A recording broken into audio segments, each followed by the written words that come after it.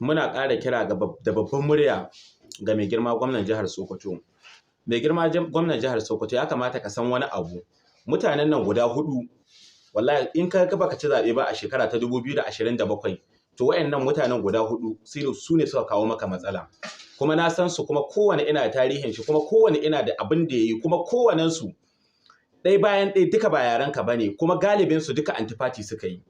So da haka idan ka yadda sun tura ka cuci al'ummar jihar Sokoto, shekara ta 2027 idan wata sabon gwamnati ta kafa a Sokoto canza su koma sun ci waccan kuma su zo su ci wannan taka kuma su zo su ci ta gaba. So da haka ya kamata ka san wayannan abubuwan. Wayannan bayan Allah da nake ta yawan magana akan su, wayanda ka sauke, malaman makarantar nan da malaman asibiti, wayanda tsohon gwamnan jihar Sokoto Right Honorable Aminu Waziri ya tambola ya dauka aiki, su ne suke ziga ka cewa wayannan mutanen duka PDP suka yi, gakka yadda ka tafi da su. Abinda nake so ka fahimta, mai girma tsohon gwamnan jihar Sokoto kuma sanata na Sokoto Central, tsohon arziki, dattizon arziki irin albarka, Dr. Aliyu Magatakardawa Mako.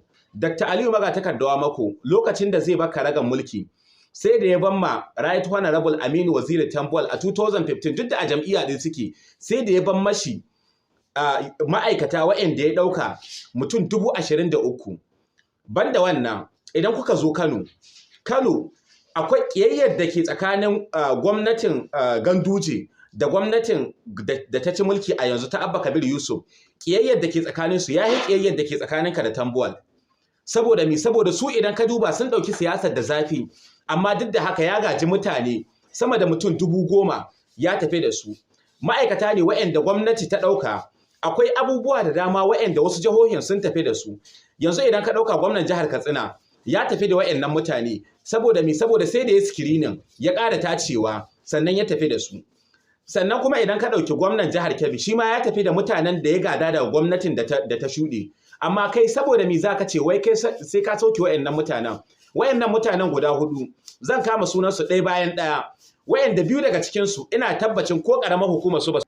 Wayannan mutanen guda biyu ko ƙananan hukumomin su ba su ci ba. Na farkon su akwai Bajari, wanda Bajari yana ɗaya daga cikin mutanen da ke tura hakana wa mutane wulaƙanci. Yanzu idan ka ɗauka titin shiyarka da ke tudun wada getsin, wannan titin ka je ka yi ruso a wurin, mutane suna nan suna taimaka Allah ya isa ba ka sani ba, kuma Allah ya san mu na gare ka, sai Allah ya san mu na gare ka, wallahi ba za mu yi maki wayannan malaman makarantar da ka dauka, ko ka ta mana rai da kai dai zalunci kuma ya cuce mu mun baka da Allah, kuma za mu ki alifo, za mu ci gaba da maka da kuma dole na a gyara mu a gyara mu cewa talaka sun zai kunce ma gwamnati ba ƙarya ce gwamnati ana son mutanen wadda aka nuna aikin nan an shi wallahi ba a yi ba za a yi ko kujerar shi ta dan majalisa sau talaka na son a yi rusau kuma a je a bincika a jiya ƙarya ce kawai aka yi, an lullube ka da ƙarya an hana ka gana da mutanen kirki, mutanen banza na zuwa ba ku shawara ka sani wannan ba musu yanka ba wallahi masu iskare ka a gyara kuɗin da an ka ba su ba kuɗin ƙwarai an ka ba su ba kuɗi na ma an ka biya ba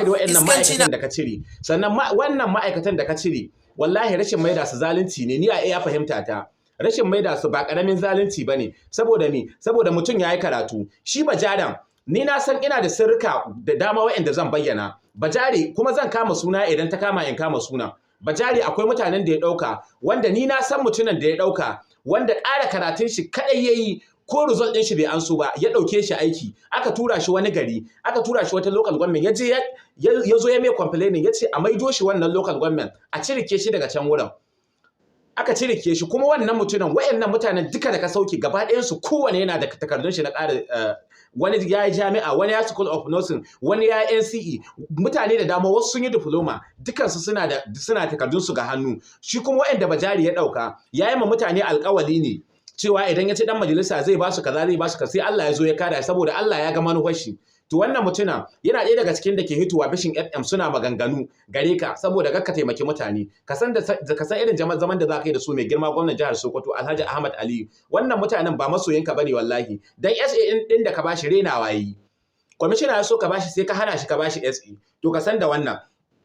Sannan akwai alƙali Tukur alƙali da kake gani yana bai son ci gaban tahiyarka.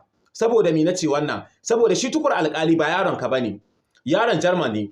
Kuma idan yanzu ka faɗi zai koma ga mai gidan shi Jarma. shi kuma Jarma ba dan siyasa bane, shi mutum ne mai son ci gaban al'ummar jihar Sokoto. Saboda haka wannan mutuna idan ka faɗi yanzu komawa gidan shi zai yi. Wannan shine yanzu idan ka dauki Aminu Dukku Tambuwal kai da kanka ka san cewa local government din shi ba bai ci local government din shi ba ga jam'iyyar APC. Bai ci local government din shi ba a jam'iyyar APC. Ina da hujjoji kamar rana lokacin azhar. Ina da hujjoji waɗanda zan kawo maka, waɗannan mutanen suke hana ka taimaki al'ummar jihar Sokoto. Yanzu ka yi ruso a titin Tudun Wada, titin Shiyaka ne, titin da mahaifarka ne. Bai kamata, mutane da dama suna maganganun cewa an rushe musu shaguna ba a biya su haƙƙinsu ba. Wani an zo an rushe mai shago an bashi naira 500,000, wani an rushe mai shago wanda shagon shi ya yi naira miliyan 5 an bashi 500,000. Shin sata zai koko dai kidnapping ake so ya koma? Wannan wani irin zalunci ne? Wannan mutanen suke hana haka taimaki al'ummar jihar Sokoto. Ka san irin zaman da za ka yi da su.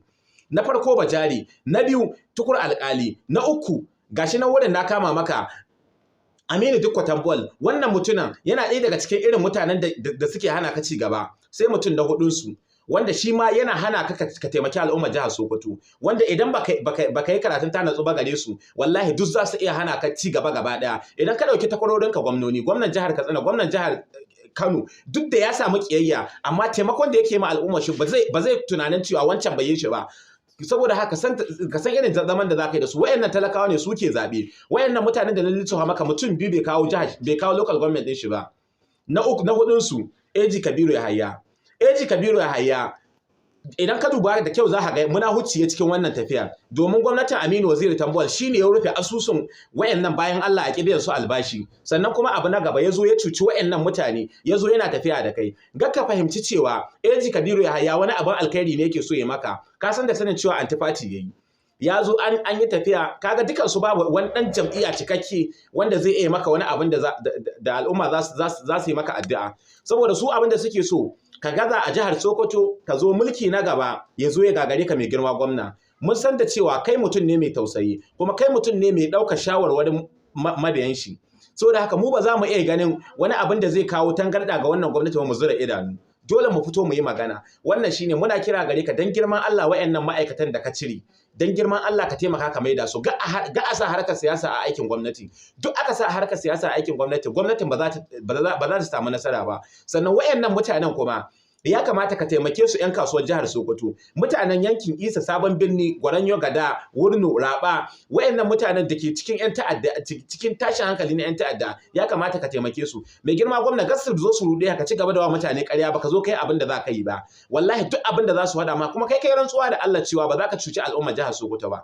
Wannan bayan Allah ka taimake su. Malaman makarantar nan da ka cire, dan girman Allah mai girma gwamnan jihar Sokoto, kai taimaka ka maido wayannan bayan Allah. Wayannan bayan Allah sun taimake ka, su suka zabe ka. Wallahi wayannan bayan Allah sun zabe ka ne saboda mai girma maka takardawa muku.